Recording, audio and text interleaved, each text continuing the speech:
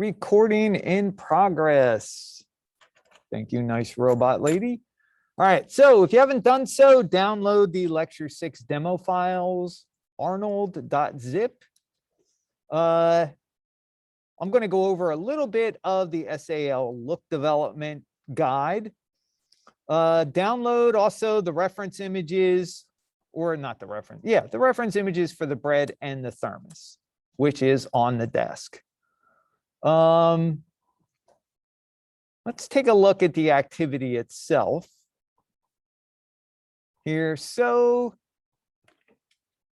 we did the lighting in project 5. Now we're going to be working on adding reflectivity. So for today, how reflective is an object? How rough is it? And then finally, what color is it? On Wednesday, we'll be dealing with transparency, transmission, refraction, glass, and clear liquids.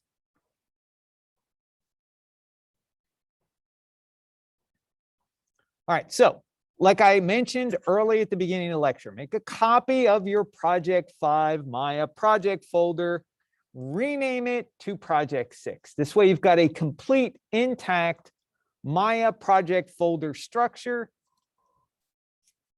So in case anything happens, you've got a backup. So you're going to work on the day environment that you previously worked on. Save it as Project 6. That's going to become the 01 day environment mat. It's going to be material now. Basically, your job is to find reference images that will be used to describe the material property and color of the objects in your scene. We are not adding textures. We are not adding any maps. It is purely materials. Changing the material properties in Arnold, not adding anything from the outside.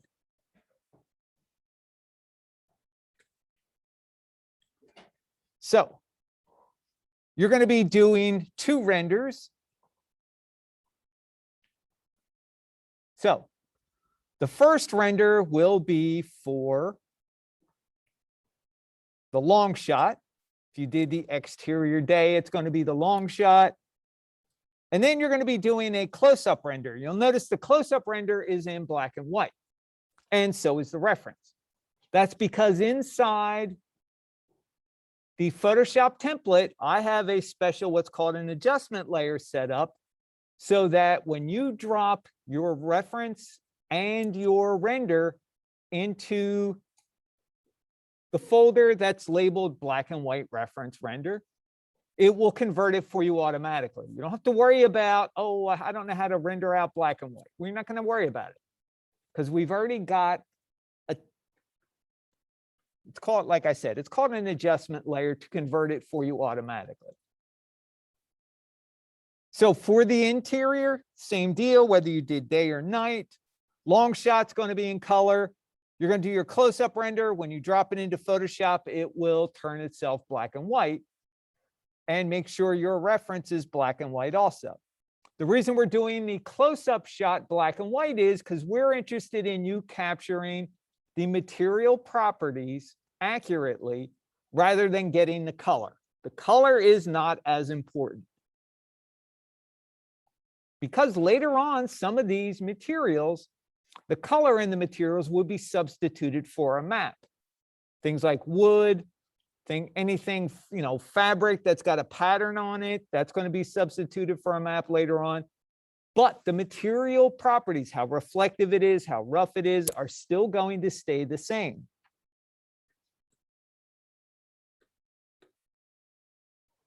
All right, so downloads, you definitely want to download the new Project 6 PSD templates. All right, so inside those templates,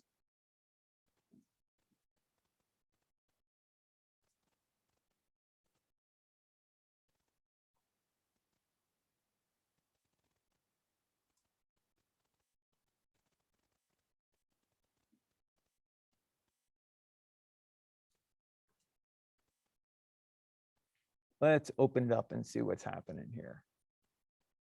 So for the interior or the exterior, it's set up the same way.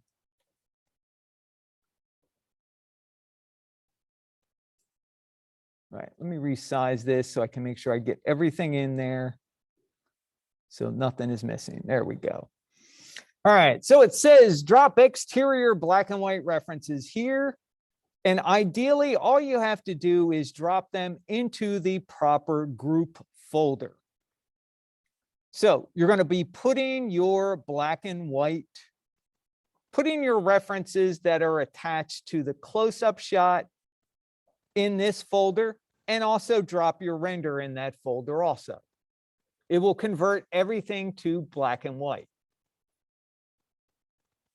So let me just give you a quick visual representation of what that's going to look like. It's actually quite simple. So let's go here. Lecture6 reference. All right, so I like this reference for my computer table. I like the lamp. I like the computer. I like the reflectivity. So I want to drop that as reference for my project into my template. So I'm going to select all, which is Command A, copy, which is Command C. Come over here, make sure I select the group or something inside the group. So if I put it inside the group, that means it's going to drop it on top of everything here. So let me paste. And you'll see it automatically converted it to black and white. Now, let me resize this real quick.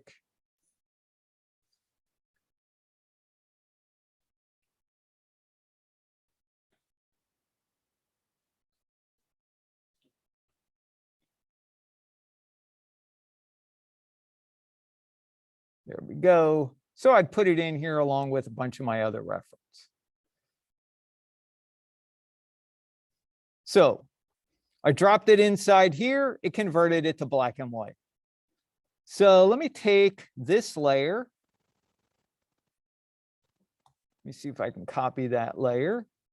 And let's put that layer inside the color reference folder in here. So you'll notice that it kept its color. So like I said, for your render, put all your black and white reference that you need in this group folder. And this little adjustment layer is pinned to that folder, so it will automatically convert anything in that folder only. Notice that the color is underneath of it, so it's not affected by that pinned adjustment layer. So your color reference and your render will stay in full color. Does that make sense? So just make sure you get the right group, drop it inside, make sure you select an object inside the group. That way it will automatically put itself above it. And then you can change it to any layer you want in there once it's in there. So again, don't stress about, I don't know how to render out a black and white image. You don't need to render out black and white. Just render it out as normal. Photoshop will take care of it for you. All right, so interior, exterior, same deal. Questions?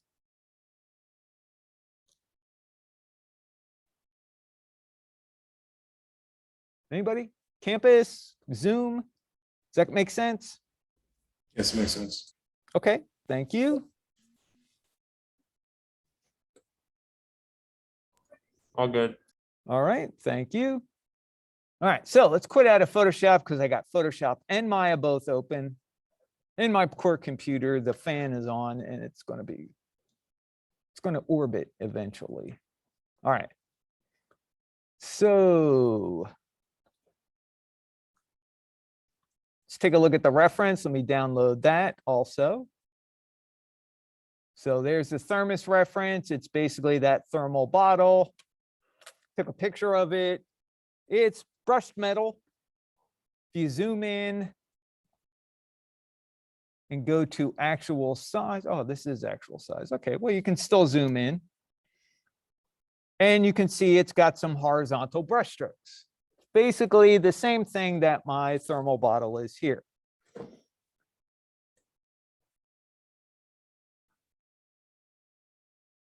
All right, so there's one set of reference. The other one's the bread. The reason we're giving you the bread is because we use the bread here as kind of a loose reference for the model that we gave you inside the exterior garden with table setting. It's got some baking splits in there. All right, so project 6, whoops, wrong one. Project 6 demo files.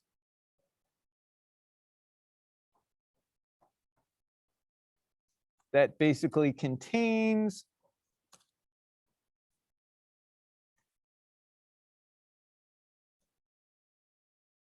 project folder.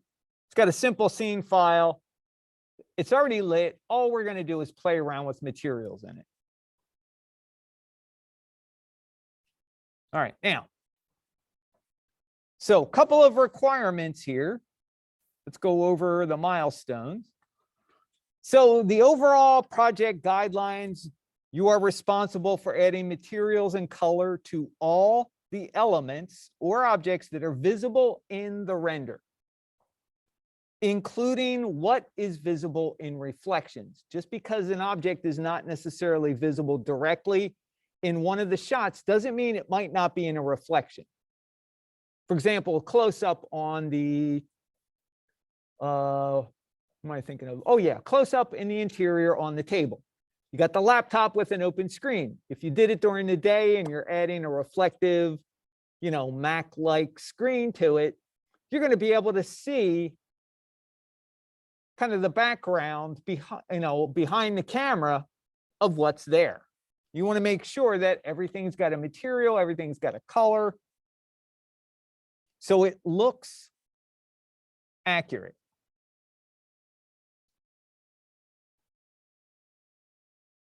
Okay, now, again, we are not applying reference images as textures. We're only using them for the type of material property and color. Again, remember, materials are not maps, they're not textures. All right, so today, like I said, start with the day scene, start assigning individual AI standard surfaces, start gathering reference for each object. So for example, for the interior, if you did the interior day, right? You need floor, you need sofa, you need cushions, you need chairs, you need chair frames, you need walls, you need stuff on the computer desk, stuff above the TV, the entertainment center, the TV itself. There's an arm lamp, there's a table lamp. There's a lot of stuff in there. So start finding reference for that. Now, you may be lucky and find a reference image that contains a bunch of stuff that you like. So for example, let's take a look at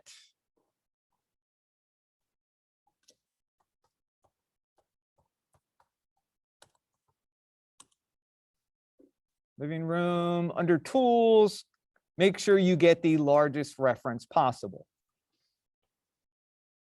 All right, so avoid anything that looks like it might be CG reference. You want photo reference for everything. So for example, maybe you like this one. Maybe you like the walls, you like the floor, you hate the sofa, which is entirely possible. So use this reference for the floor and the walls and label it in Photoshop. Just write, you know, wall, floor, and then go find another reference with a sofa. Maybe you like the cushions or you like the pillow on that sofa. So, you know, label the pillow. Maybe you like the chair too. It all depends on how many elements in that you like. Does that make sense? So you just, whatever falls short in one reference, start looking for others.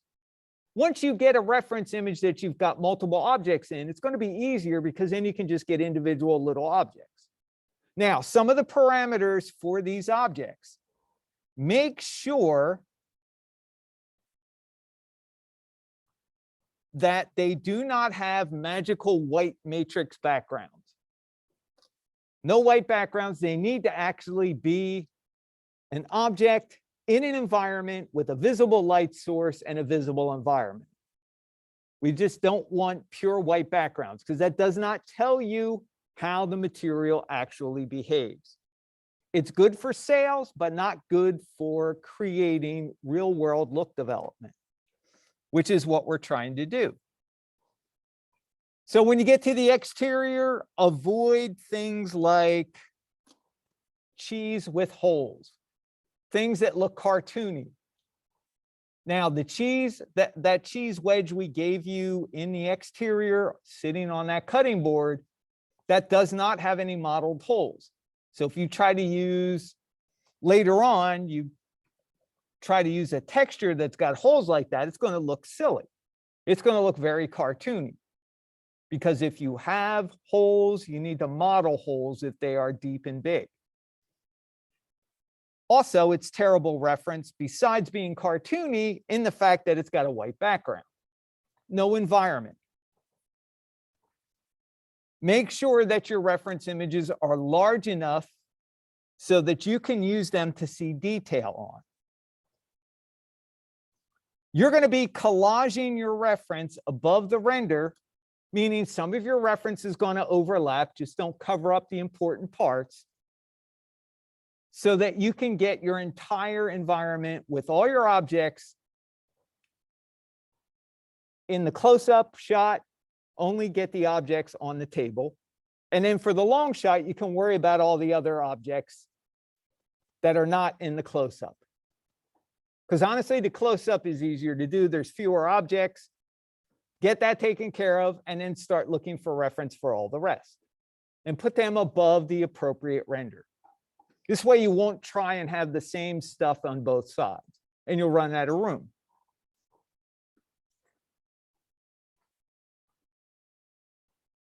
All right, so like I said, we're going to deal with reflectivity today. So your reference should answer 3 main questions. Okay, so the first question it should answer, and these are not in exactly the right order, but this would be number 1. How reflective is the object? Number 2, basically, how rough? And number 3, the last, that's color.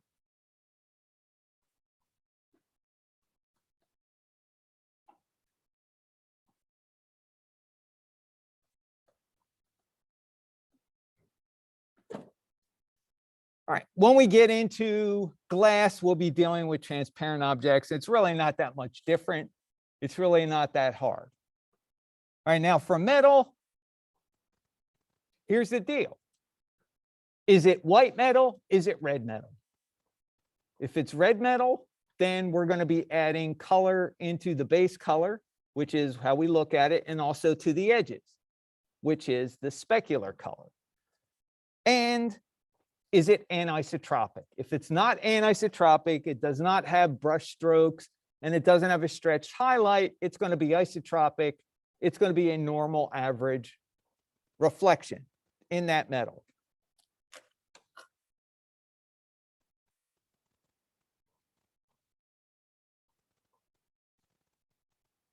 Right. Does that make sense? Kind of? Questions? Anybody?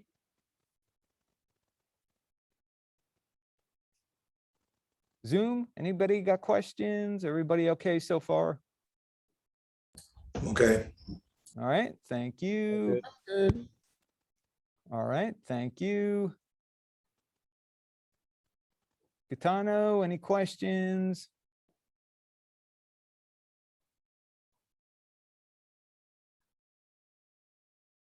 Okay, what's your question?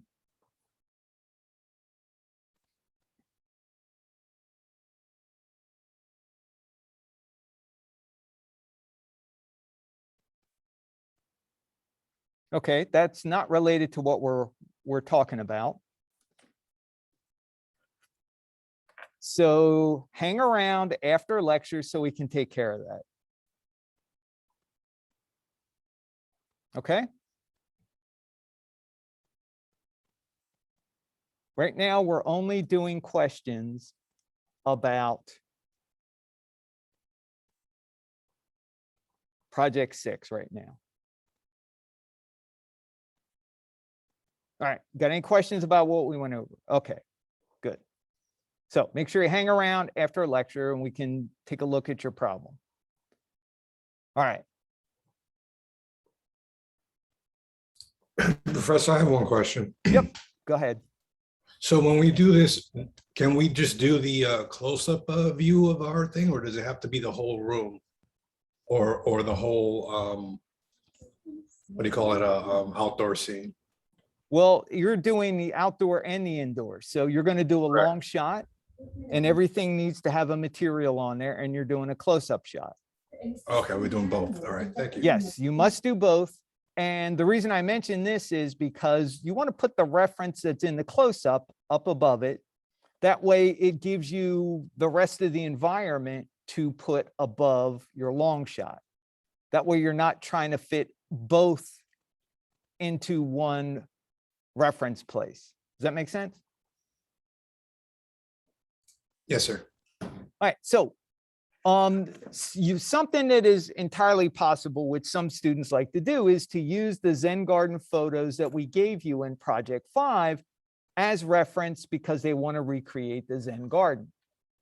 Now, I highly encourage you guys on campus to go back behind 4D, take a look at the actual Zen garden, take pictures if you want to do the Zen garden. If you choose not to do the Zen garden, then you need to find reference of objects that exist in our Zen garden on your own. Yes.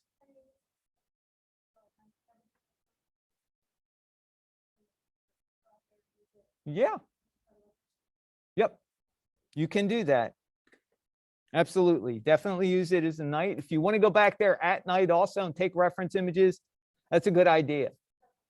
Yeah. What I would advise you to do is take some objects that look shiny and plastic. You know, maybe take a couple of metal objects, some wood, maybe a bottle. If you have something, just put it out there and see what it looks like at night. That'll help you also when you're looking, if you need additional reference. It's actually a very good idea. All right, good questions. Any others? Pretty good. Okay.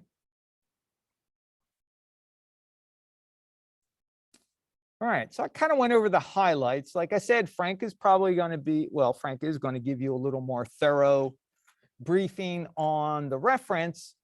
Let's do some playing around and see if we can make a couple of materials. So like I said, make sure you have downloaded the Lecture 6 demo files folder. Start up Maya.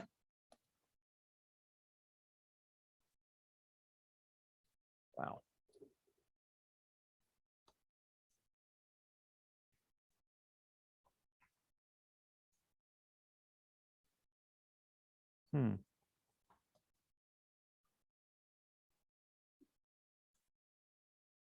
What have I got running here? I got too much stuff running. All right, let's see.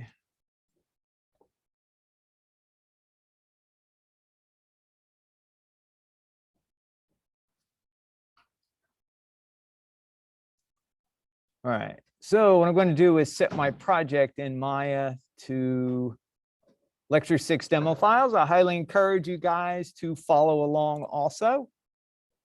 Open it up, set your project.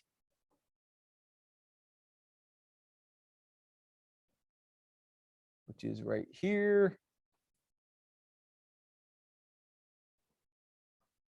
File open, open up the helix sphere. Don't worry about an error if you get it. So I've got some old nodes laying around in there. So you'll notice if you've set your project correctly that you should have an image outside, or you should have a dome light image for outside of the Zen garden. So with the dome light, we've also got a directional light, which is the sun, and we've got 3 surfaces. So the first surface, the ground plane, we're going to assign an AI standard surface to it, and that is basically going to be our ground. We're not really going to alter that all that much. We're just going to assign the standard AI to it and see how that goes. Standard AI surface, we're not going to adjust the specularity. We're going to leave it as is. So basically as default. Now for the helix and the sphere, we are going to select both of those and they are going to get another AI standard surface on them because those are the surfaces we're going to play around with in the material. So select the helix and the sphere, Shift T, add in the AI standard surface. I'm going to rename this so I can keep it straight.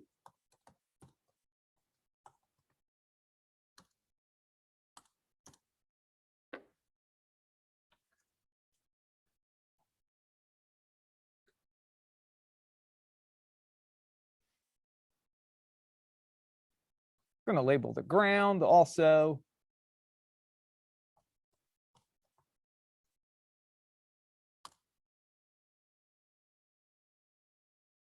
And if I hit the render button, I should get a render. It's going to be pretty bright.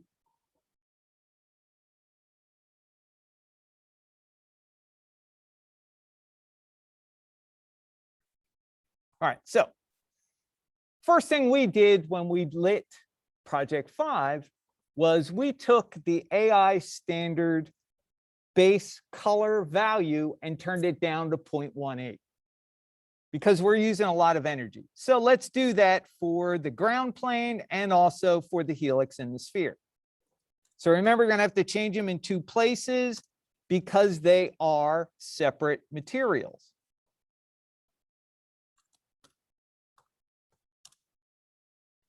So now if I render that out, it should look a little better.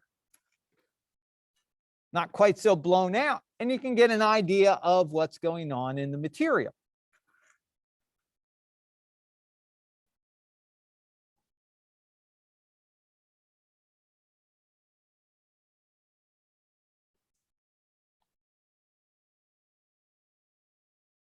So the default material, you can kind of see that we've got reflections in there.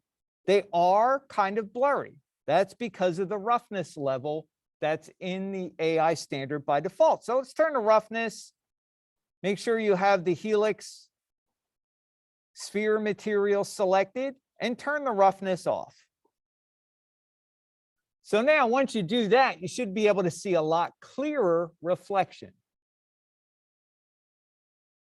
A lot more detail.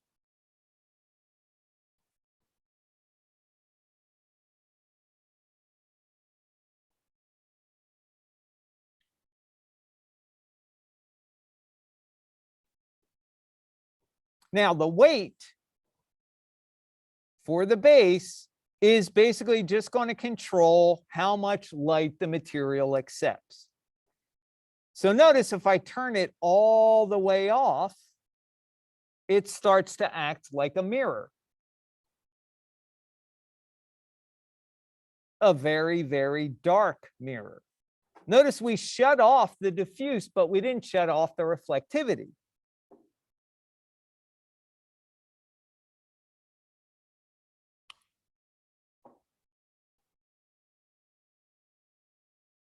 Now, diffuse roughness is a little bit different than specular roughness. Diffuse roughness, when I turn it up, doesn't really look like it changes the material all that much. So the idea with diffuse roughness is it's meant to make the material almost look like it's got a powder coat on it, or something like suede or velvet. Watch what happens when I turn off the specular weight. Now I've got a diffuse material.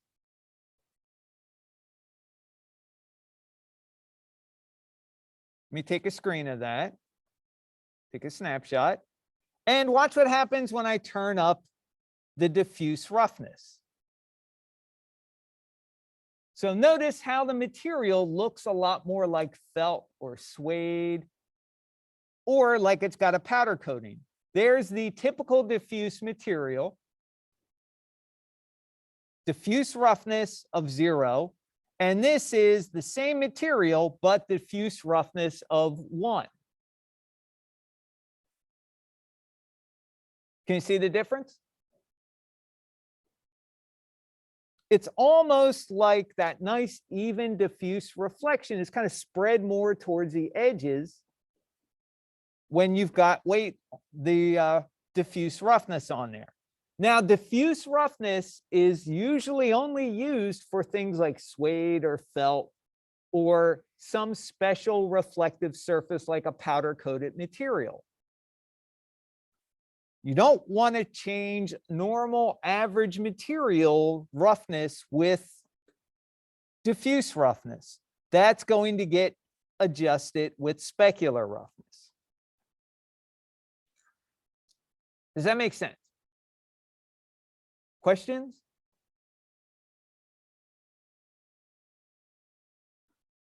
Anybody?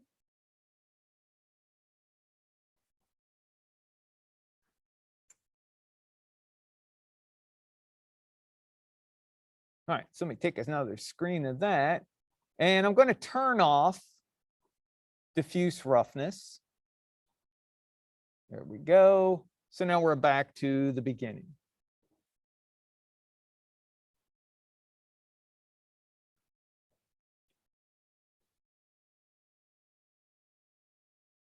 All right, so let's do a little exercise here and see if we can't try to basically get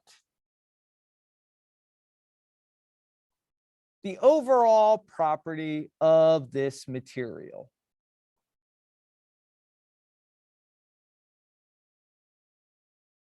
Basically, that nice smooth plastic on the back of my mouse.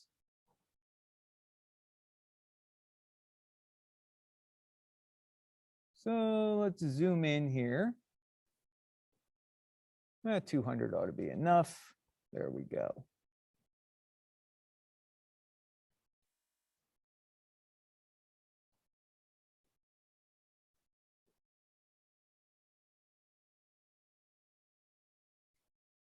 All right, so let's talk about this material.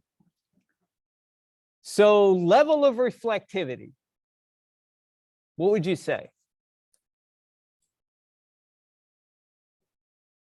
What's that?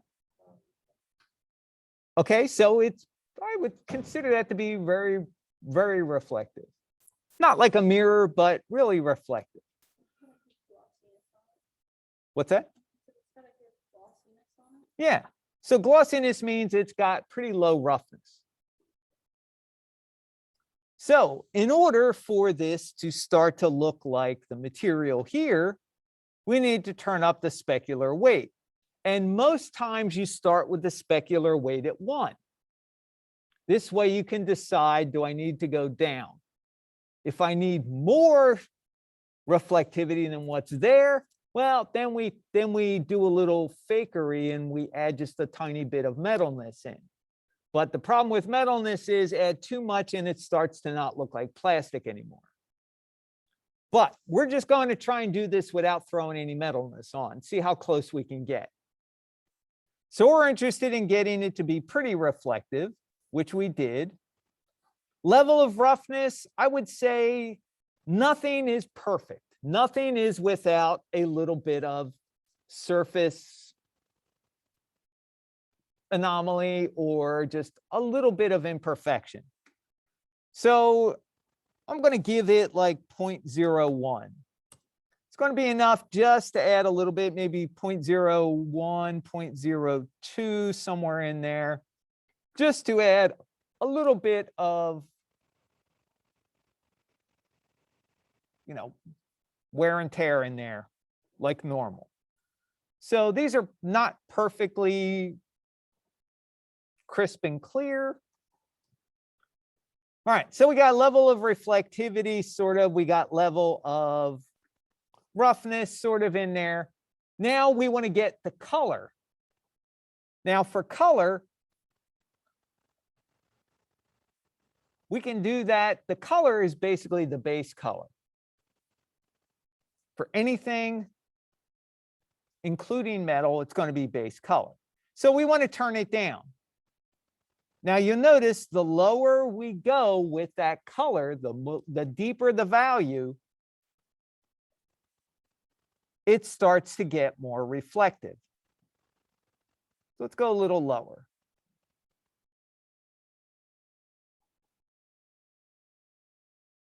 Now, when I get to a certain point, I like to open up the color picker and manually slide that value control, because it gives me a lot more detail and gives me a little more nuance than just grabbing that color slider in the material itself.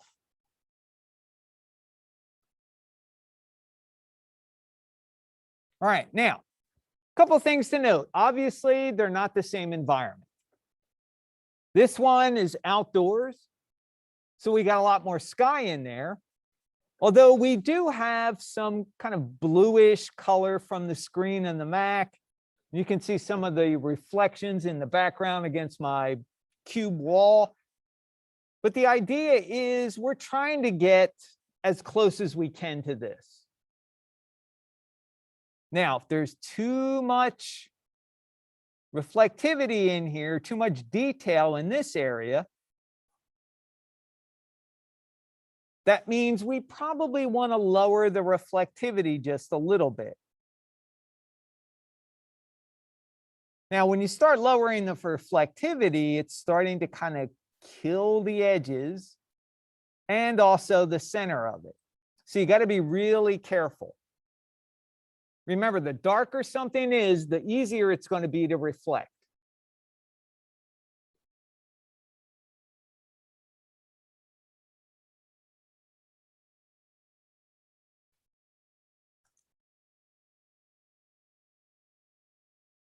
Now, if I lose too much in there, well, I'll crank it up a little bit more.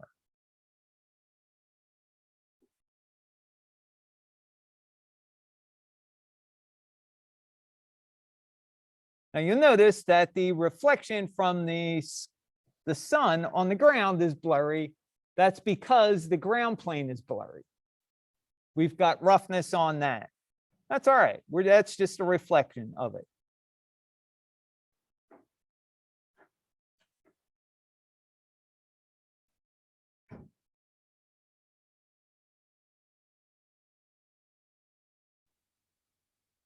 All right, so we've got some pretty good detail. We've got our color. It's pretty close to being really, really dark gray. Like I said, not quite the same environment, but we're getting pretty close.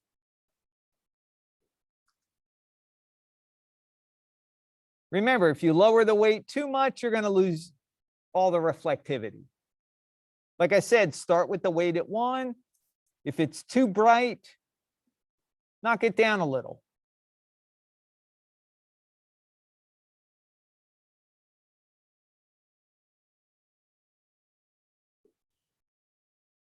Make sense? Questions?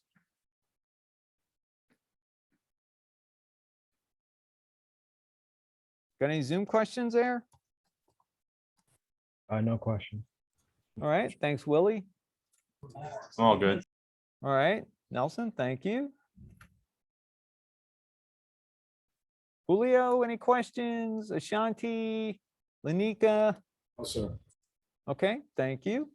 No questions. All right. Gaetano, any questions?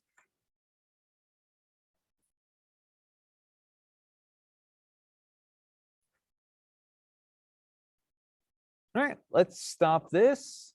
And I'm going to basically drop it in down here.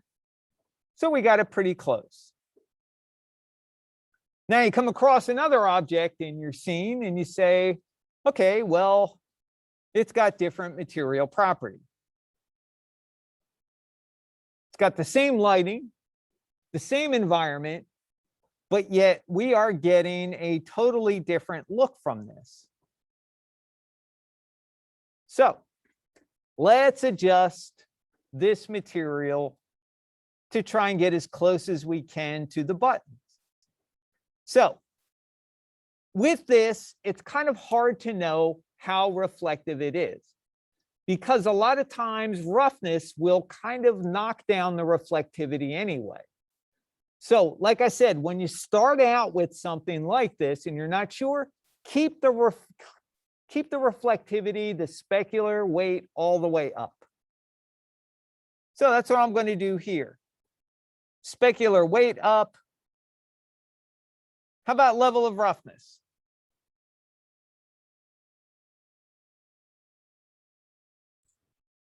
Let's go up. Yeah, we got to go up. I agree. Julio and Fleming. What's that? All right, let's try 0.2. Let's take it. You know, another good idea is start with the default. What does Arnold give you? And the default roughness is 0.2. So let's render that out. All right, so looks like it might be. Now, I'm looking at the sides of the mouse here, where over here we could actually see the computer screen. And here we can just see kind of faint, vague images, almost impressionistic. So that tells me we probably need a little more roughness. All right, so I heard 0.4. Let's try 0.3. Just take it up in increments. So still a little too much focus on that sun, a little too much detail in there. So let's bring it up to 0.4. So now we're starting to get that environment blurred. Now we're starting to get that highlight, that direct light highlight blurred out. Now, as far as color, let's kind of dial in the color a little bit, or I should say value. Which way do we want to go? To the right. Say that again. Got to go up to the right on the color. Yeah, we got to go to the right on color. And actually, I'm just going to open it up and do it to value. So let's start lightening that up a little.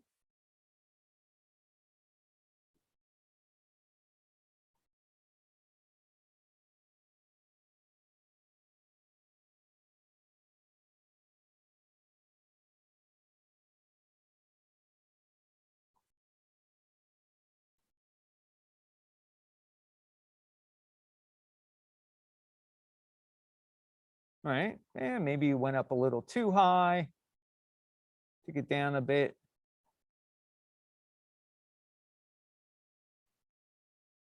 All right, how about the level of roughness?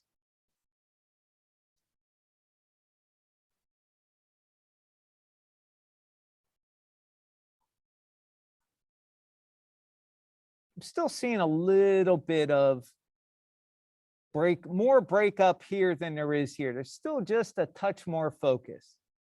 So let's try roughness 0.5.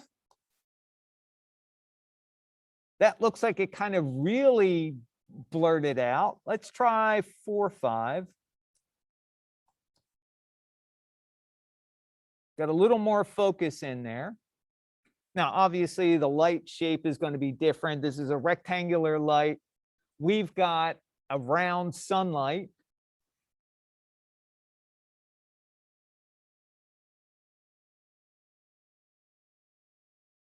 We haven't played with the level of reflectivity because honestly, that, that much roughness in there, you really need to have that reflectivity to get the highlight nice and bright.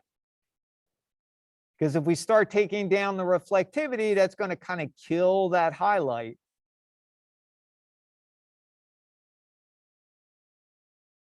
Now, the edge of it, maybe it does need to be knocked down a little. Maybe the edges are just a touch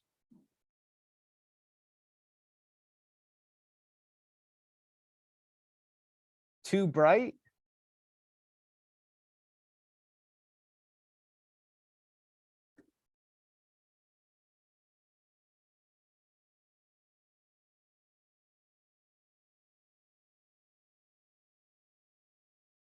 All right, what do you think?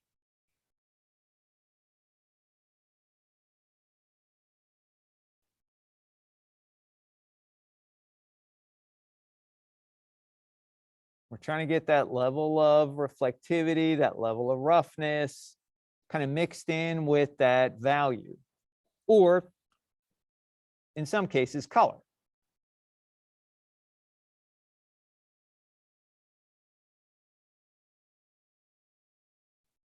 Now notice how imperfect this picture is. That's because there are some actual flakes inside that color. But we're ignoring all that. It almost looks like render noise in that photo. But that's just the texture of the mouse button. So we're ignoring that. We're just going with color, reflectivity, roughness.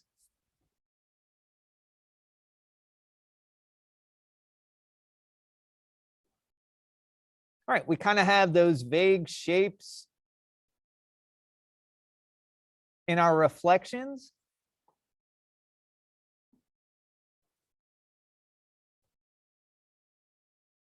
Turn it up just a touch.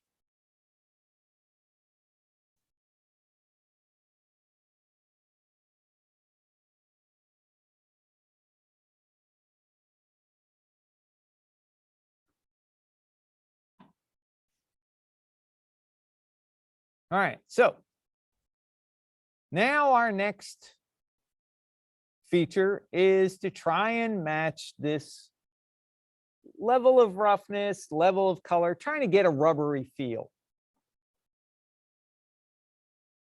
So when in doubt, with the level of reflectivity, turn it all the way up.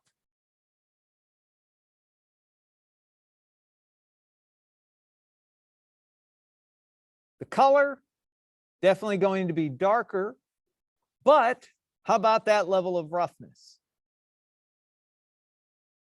Yeah, I would agree that has to be higher. So let's go like, I don't know, 0.5. See how that looks. All right, so not too bad. Probably could go a little bit higher. Now, with roughness, if you turn it up all the way, you basically have a kind of powdery diffuse material. So if you want to make a diffuse material, don't turn your roughness all the way up. That's a waste of computer time. Just turn off your weight and make it diffuse. A lot less render time.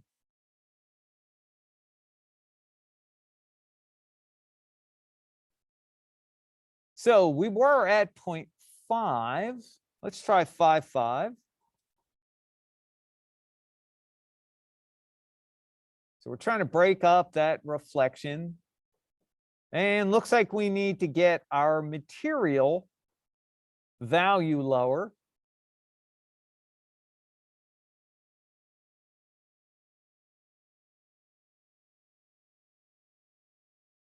And something else I'm noticing too is now that we've got the reflectivity all the way up, the edges of what's supposed to be rubber is a whole lot more reflective than what's here.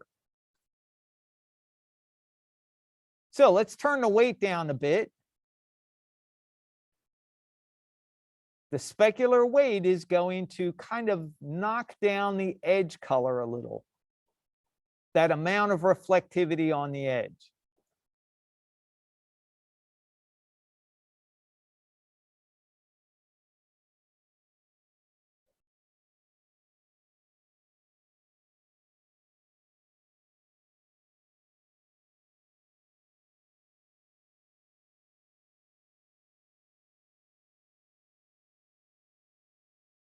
No, that might even be able to be just a, no, that's probably pretty dark. Let's knock this down a little more.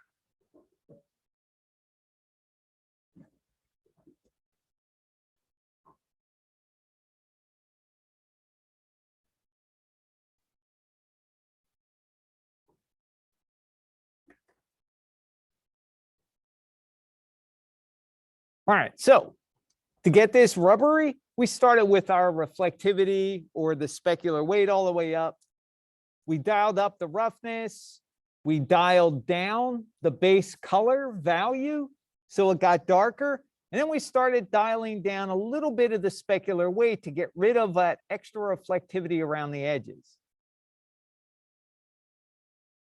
All while trying to maintain that highlight in there, that pretty rough, rubbery looking highlight. So we have shiny plastic. We've got a duller, rougher button, and then we've tried to capture that feel for making a rubbery grip on the sides.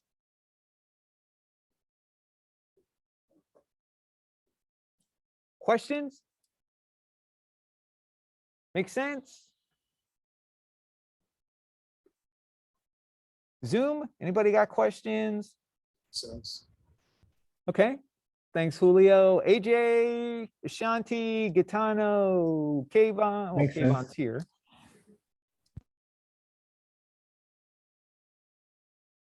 All right.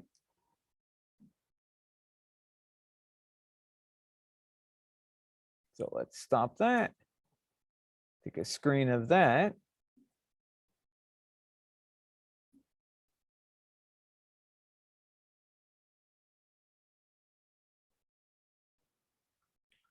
All right. So the basics of reflectivity are how reflective is it, which is your specular weight.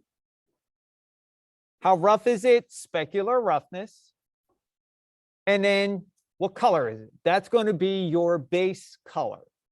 Remember, specular color stays white for everything except red metals. All right, now, any questions before we move on to metal?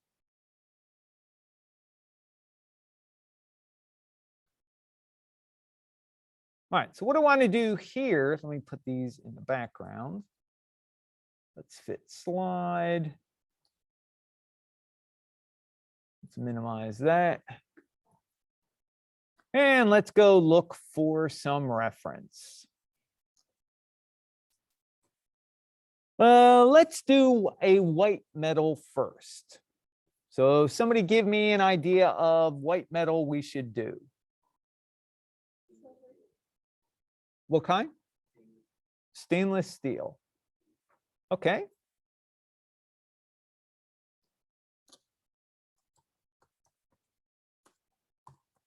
We start off with some reference.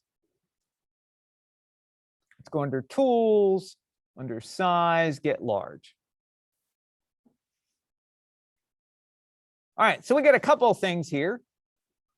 I mean, this is okay reference, except for the fact that it doesn't really have an environment. It's a white background, which is a shame because it really gives you an idea. This is kind of a nice isotropic reflection, and the frying pan is a nice kind of anisotropic.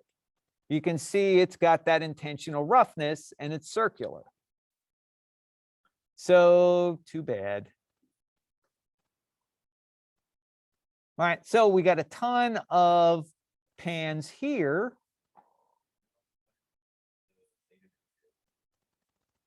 Down here, that one. That one would work. Yep. That's kind of like stainless steel overload. I like that. Okay. So, but take a look at the image size. That's pretty small. 630 by 420. You want to try to find at least 1K images, which are 1024. So let me go back up, make sure I get large again.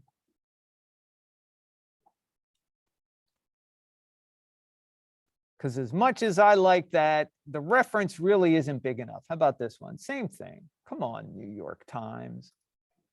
Stop being cheap.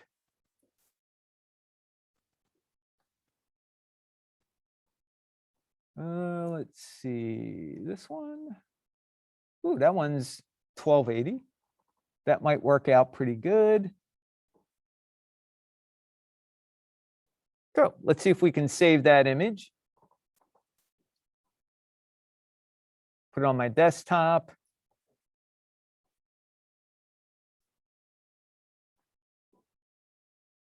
All right, so it's got an environment. We definitely have light sources. You can see them all over the place here. We can see some reflectivity in them. So that should work pretty good. So we found reference. Next thing we want to do is take a look at what makes up brushed metal. So what actually is in brushed metal? So let's take a look at our refractive index database. So this is set up a lot like a mythical building you may have heard of called a library, where it's got shelves, it's got books, and then inside the books are pages. Or think of it like one of those old school cooking books. You go to a cooking book, you open it up. What do you want to make? You want appetizer, you want salad, you want pie, you want cake, you want, some kind of main dish, you want vegetables. What do you want? So you find the book, you find the page, you get the recipe. That's sort of what this is. So the default shelf you get is called simple inorganic materials. So they have different books or different recipes for those inorganic materials. Now you notice there's a whole bunch of stuff here. And stainless steel is not among them. All right, so don't despair. We can go under other miscellaneous materials.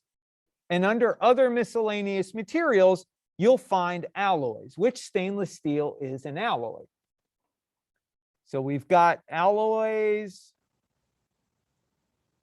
So we could probably get away with something like permalloy, maybe vanadium. There's semiconductor alloys. Intermetals, mixed crystals. Once you get into the crystals and the plastics, you're going to be kind of lost because there's a whole bunch of stuff in there that's really not going to help. Now, there's a couple of things you can do. One of the things that I like to do is basically ask Google what the index of refraction of stainless steel is. Oh, look, I do it enough and it knows what I want. So the reason I want the index of refraction for stainless steel is that tells me how it reflects. And here's a company that makes stainless steel. So they've got the recipe for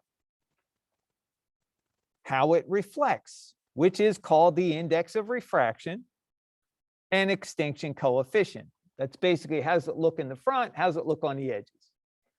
Those numbers are kind of important for us. But the problem with Arnold is Arnold does not have index of refraction and extinction coefficient. It's got an index of refraction here, which will help. But part of the problem is as soon as I turn up metalness, that information disappears. So what we have to do is, I'm going to leave this here for now.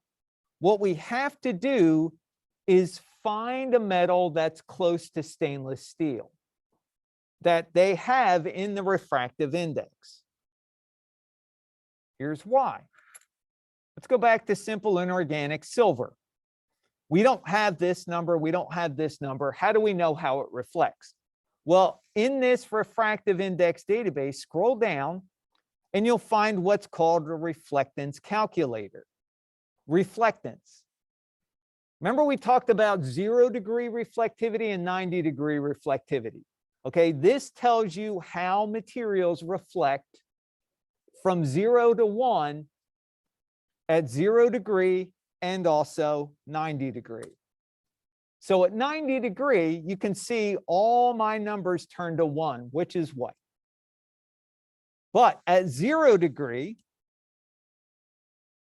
it's slightly less than 1, meaning silver is really bright when you look at it, and it's even brighter on the edges. But stainless steel does not have that. Stainless steel has these numbers. Now, from doing some search and changes and everything in this database, I've found if you go under simple inorganic materials and scroll down to titanium, titanium has almost the same index of refraction and extinction coefficient as stainless steel. So titanium, there we go. So those numbers are fairly close to these numbers. And what we can do is go down here and take a look at what is my 0-degree reflectance. Look how much lower it is in silver. So brushed metal is darker when you look at it than silver. And how about the edges? Edges are 90 degrees. It's still very bright on the edges. But the thing that makes it look like brushed metal is when you look at it directly, it's darker than silver. All right, how does that work when we're trying to make metal? Okay, fair question. So what I'm going to do is assign a brand new material to both the helix and the sphere so I can start from scratch. Brand new AI standard. So let's hit that. So first thing I'm going to do, I've got specular weight turned all the way up. My color is white. My roughness is 0.2. Everything else is default. I want to make this metal. So I'm going to turn metalness all the way up. And for this, let me turn roughness all the way down. So now I've got a really super bright reflective surface. It looks like perfectly pure chrome or silver. Very bright. Now, what we need to do is basically take our 0-degree number down here.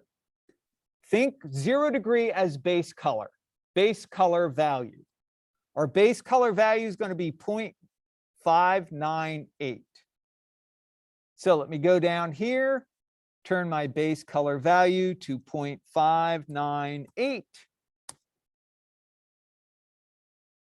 Got a little bit darker, kind of medium-ish, a little lighter gray. And what is our 90 degree? So 90 degree is going to be 1. Well, guess what? Our specular color is 1 already. So this is basically very clear, perfect brushed stainless steel. Now let's take a look at it compared to our reference there. So our reference, you can clearly see there's a lot more roughness in our reference than there is here. So we need to add some roughness in.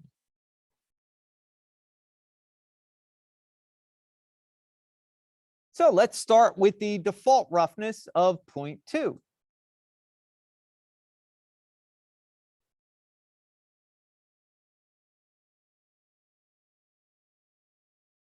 Maybe it's a little much.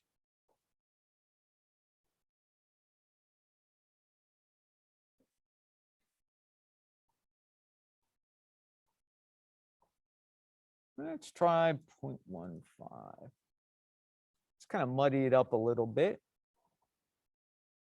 Now you can see there's kind of a color in this brushed metal on the pots.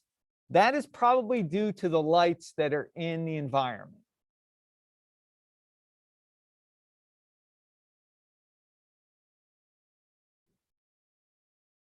And there's almost kind of a reddish, pinkish light going on in there.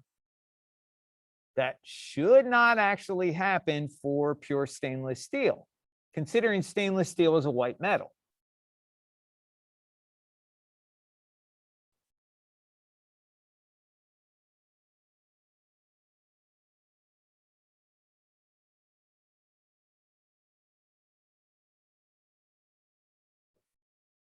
All right, questions, comments?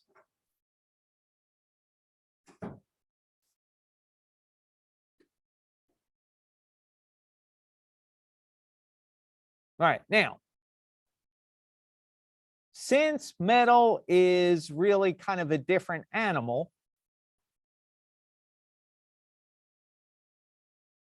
we close this.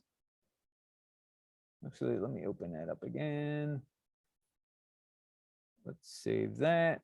Let's close it.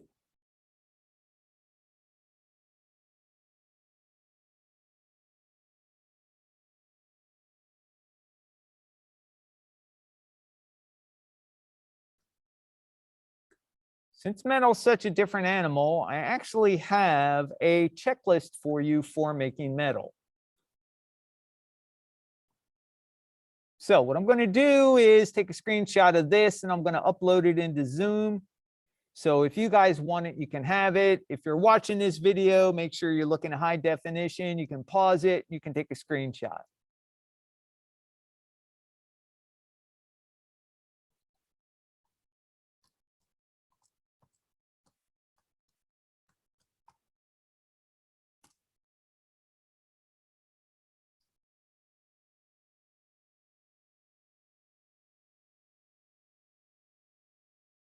All right, so you should be able to download that. So basically, the recipe is pretty simple. Find reference, find your 0 degree, 90 degree angle of incidence like we did here in the refractive index. You got to scroll down. Once you find a material that's your choice. Like we didn't have stainless steel, we used titanium, which is very close to stainless steel. All right, so we went down here. If you look at the reflectance calculator under reflectance at 0 degree, that is our base color. Where are we at here? Right here. So 0 degree is our base color. And then 90 degree, that's going to be our specular color. So we need those numbers. We assigned an AI standard. The base weight for the material is always going to be at 1. We plugged in the 0 degree angle of incidence number into the value of the base color. We turned the base metalness to 1, which is, where are you, Maya? Right here. Base weight to 1, metalness to 1. Specular weight stays at 1, specular color stays white. We plugged in the 0 or the 90 degree angle of incidence into the specular color, which was white. Where are we? Here, there we are. So 90-degree, most materials have a high degree of reflectivity. So most metals have a 90-degree reflectance of 1. Just the roughness, change the base color and specular colors. If you're making red metal, keep the values from step 5 and 8. For anisotropic, we adjust the slider. So let's take our brushed metal, or actually let's take our stainless steel and make it brushed metal. So to do that under anisotropy, just going to turn up my anisotropy up to about 9. Notice it stretches everything horizontally. For brushed metal, though, I want my brush strokes to be horizontal, so I want my highlight to stretch vertically. That means I need to rotate my anisotropic reflection to be 90 degrees or 0.25. So now it stretches it.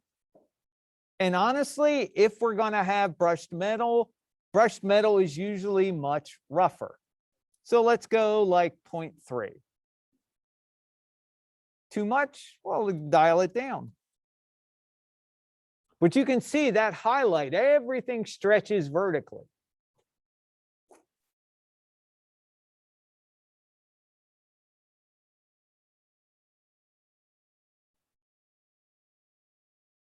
Dial that down just a little. And I could dial it up, but that's good enough.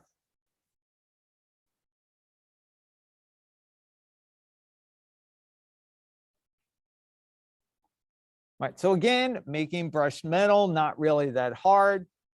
Like I said, most of the time, your rotation is going to be 90 degrees or 0.25.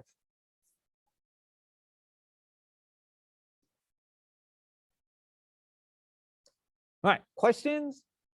Make sense?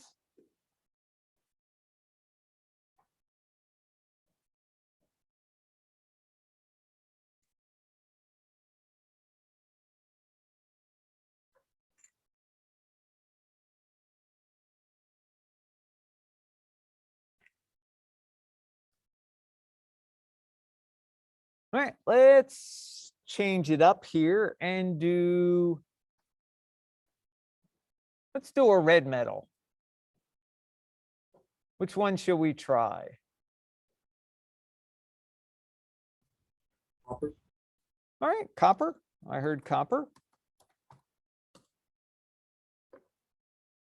And oops, images, tools, size, large. Let's see. Maybe we can find copper pan. Oh, there's copper pans right there. So copper pans, that's not too bad. Over here, a little bit more worn, a little more darker in orange.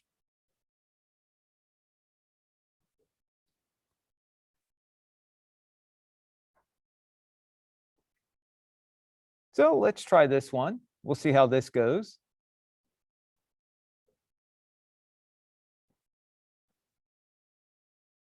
See how our reference image is. That's not too bad. That's usable. It's nice and big. All right, so let's go here to the refractive index. Let's go look for copper, which they should have. It's a pretty common material right there, copper. There's a refractive index, extinction coefficient. We just need to go down to the reflectance here, the bottom. So let's go 0 degree, which is directly looking at it. You can see 0.755. So copper is actually pretty bright when you look at it directly.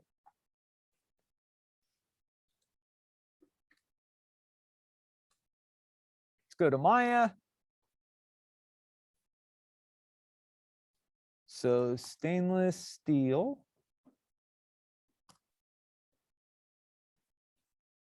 Brushed metal. And let's assign a brand new material. Now, the nice thing about making these materials and then reassigning over them, we're not deleting the old materials. The old materials still exist inside the hypershade. So the hypershade is this little cyan ball with a white circle in it. You can see I've got all the materials I made here.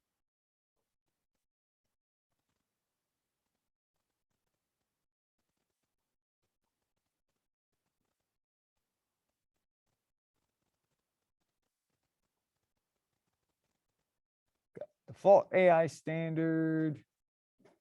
There's my ground. There's my helix and sphere.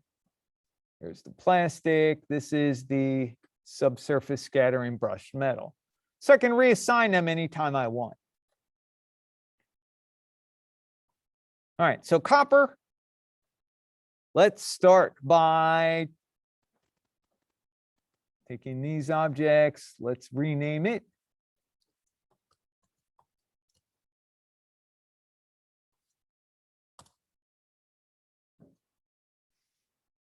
All right, so here, let's start by turning metalness.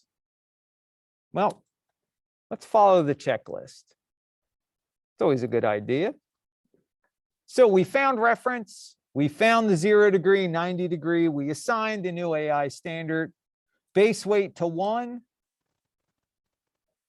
base weight's at 1. Plug in the 0 degree angle of incidence. So we have to go back here. So we found copper. 0 degree is 0.755. That goes right here. 755, a little bit darker than standard Arnold. Okay, base metalness to 1. Turn the roughness down for now. Base metalness to 1, specular weight stays at 1. Let's plug in the 90 degree angle of incidence.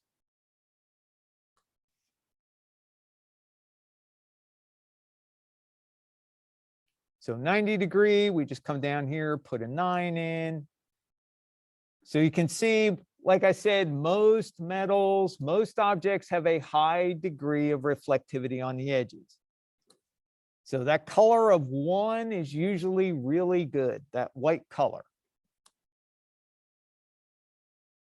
So go back to Maya.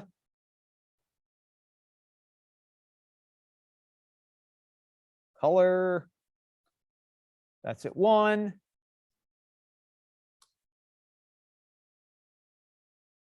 Just the roughness.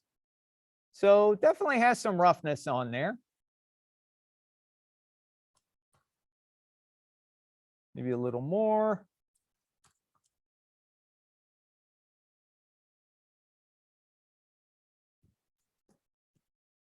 Might be a little too much.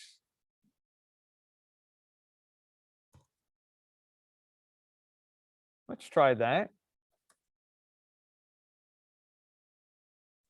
So now we're making metal. We're making red metal in particular. So now I need to plug some color into the base color and also the specular color. So the easiest way to do this, rather than just guessing what it is, there are a couple ways. One is if you click once on the color swatch, you have an eyedropper, right? The theory is you should be able to go over to your image let me, oh, by the way, to exit out of this, just hit the escape key. It'll go back. So let me see if I can get this over here. All right, so let me get the eyedropper again. So the theory is I should be able to come over here and sample the color. However, it doesn't always work. If it doesn't work, here's an alternative you can do. If you double click on the color swatch, that should bring up the advanced color picker. It's a free floating palette. What you can do is there are various sections inside this palette. There's a color wheel and there's a tab that says image. This means you can load your reference image into the color picker and then sample the color directly inside there. So color wheel, image, load. I have to go to my desktop. There's my image. All I have to do is left click, and now I can go anywhere I want and sample the color.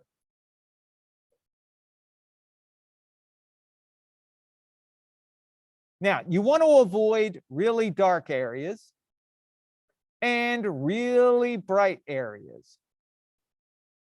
You want to try and find something that sort of looks coppery.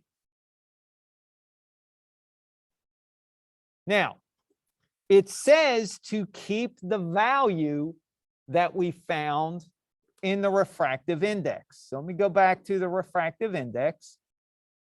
So at 0 degree, it's 0.755. So let me go back to Maya. Let me plug in 0.755 here. It'll make it a little darker. When you're done, click done. Now we need to plug the same color into the edge, which is basically specular color. So we can come down here.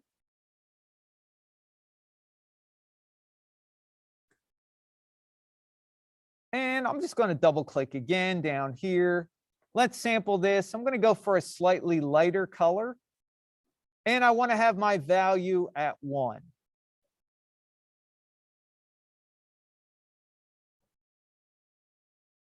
So now we've got a nice bright light copper color in there. All right, so the question would be, what happens if I want to use a tarnished one? Well, your colors are going to be different. So for instance, if I go back to the color here, and I go back to this image,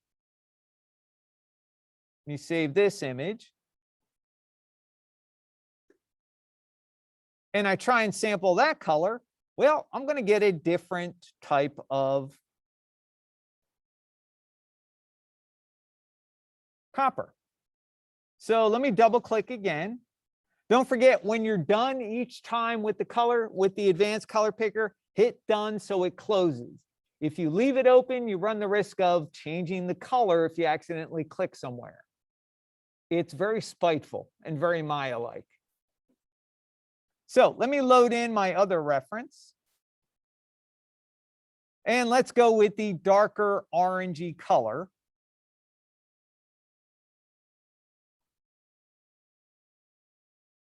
And 0.775, I believe, was my, there we go. Let's go in for, well, let's double click here too. Let's go in for a lighter area.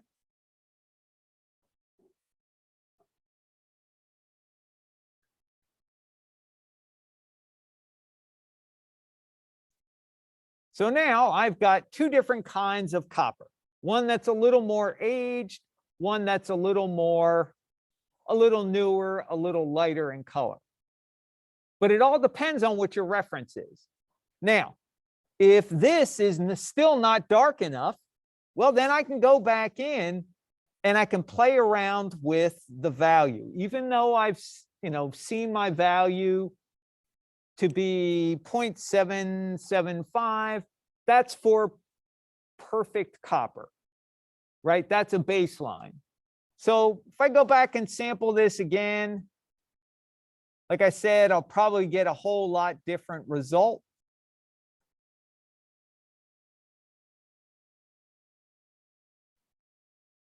And I'm not worried about the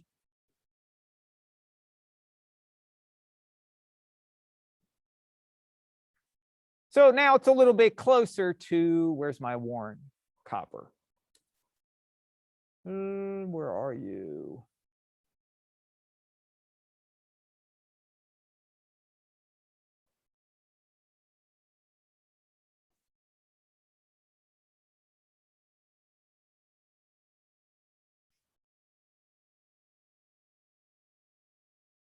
Right here. There we go. So let's click done. So a little bit better. Like I said, this is a little bit darker environment. I can always sample darker if I still want to go darker.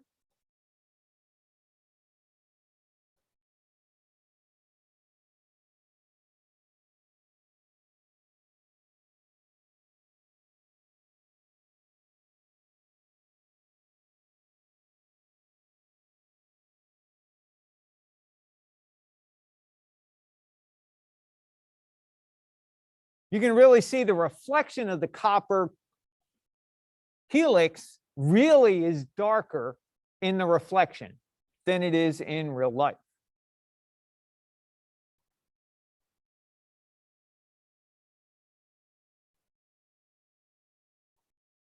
So if it needs to be rougher, I can make it rougher to make it look more like the reference. All right, so color metal, does that make sense? So remember, follow the basically checklist recipe for metal, and that should get you through all the little idiosyncrasies of trying to make metal in Arnold. Now, if you go to Arnold's website, they kind of give you copper and brass and all those different colors in there, but they may not necessarily work with your reference. So that's why I'd rather have you plug in the numbers, find your reference, and sample the colors right from there. All right, questions? Anybody got questions? All right, Gitano's good. good.